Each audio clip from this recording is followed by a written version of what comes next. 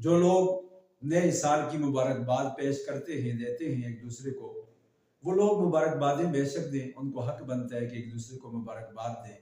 हम ज़बरदस्ती किसी का माइंड चेंज नहीं करते, सजेशन दे सकते हैं। हमारा एक नुक्ता नज़र है, हमारा पॉइंट ऑफ व्यू है, हमारा कहने का एक मकसद है, हमारी एक तरजीह, एक सोच है। हम उस पर बात कर रहे हैं कि हमें ये सोचना चाहिए कि हमने अभी तक क्या किया।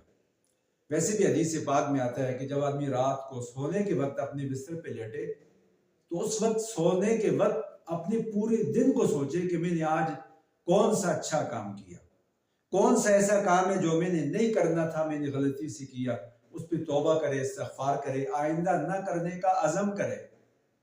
कौन सा काम है जो करना था उसने आज किया है।